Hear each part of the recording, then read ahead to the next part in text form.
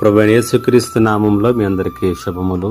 నేటి ధ్యాన వాక్యమును చదువుకుందాం. సామెతల గ్రంథము 1వ అధ్యాయము 33వ వచనము. నా ఉపదేశమును అంగీకరించువాడు సురక్షితముగా నివసించును, వాడు కీడు వచ్చినన్న భయము లేక నెమ్మదిగా ఉండును.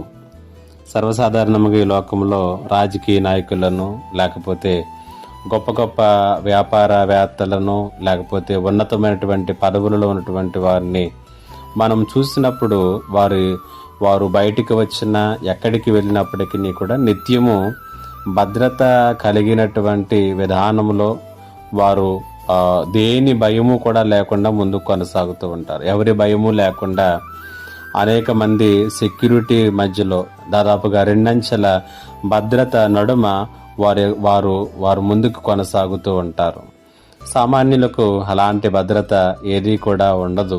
అయితే దేవుని పిల్లలకు కూడా దేవుడు ఇలాంటి 2 అంచెల భద్రతను ఆయన కల్పిస్తున్నాడు అనేటువంటి సత్యం మీలో ఎంతమందికి తెలుసు? సామెతల గ్రంథకర్త 1వ అధ్యాయము 33వ వచనంలో ఇలాగా మాట్లాడడం మనం చూస్తూ ఉన్నాం.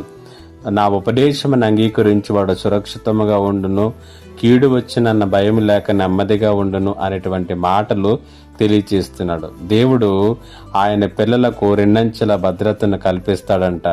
వాటి మధ్యలోనే వారిని నడిపిస్తాడని వాగ్దానం చేస్తున్నాడు. ఏంటి 2 అంచెల భద్రత అంటే? ఒకటి అంటున్నాడు, వారిని దేవుడు సురక్షితముగా నివసింపచేస్తాడట. రెండవదిగా కీడుని గురించినటువంటి భయము లేక నెమ్మదిగా వారు జీవిస్తారు అని తెలియచేస్తున్నాడు. బహుశా మనిషి ప్రస్తుతం మనం జీవిస్తున్నటువంటి దినాలలో ఎందుకన్నా ఎక్కువగా ఏమీ కోరుకోకపోవచ్చు. అయితే ఎవరి పట్ల దేవుడు ఎలాంటి శ్రద్ధ తీసుకుంటాడు, ఎవరి పట్ల దేవుడు ఎలాంటి ఆలోచనను కలిగి ఉంటాడంటే చాలా స్పష్టంగా సామెతల గ్రంథకర్త అయినటువంటి సొలొమోను చెబుతున్నటువంటి మాట. ఎవరైతే దేవుని మాటను అంగీకరిస్తారో, ఎవరైతే ఆయన ఉపదేశమును అనుసరించి నడుచుకుంటారో వారిని దేవుడు సురక్షితముగా నివసింపచేస్తాడంట. దేని భయము లేకుండా, ఏ కీడు భయము లేకుండా నెమ్మదిగా జీవిస్తారట.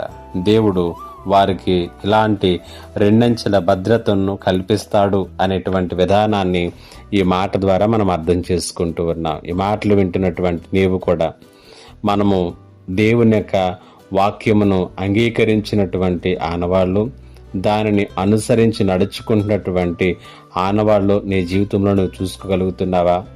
అలాగైతే దేవుని హస్తాలలో మనం సురక్షితంగా ఉన్నట్లే మన కుటుంబాలు ఏ కీడు భయము లేకుండా నెమ్మదిగా జీవించవచ్చును. పరిశుద్ధాత్మ దేవుడు ప్రతి కుటుంబానికి నటు కృపను దయచేయునుగాక.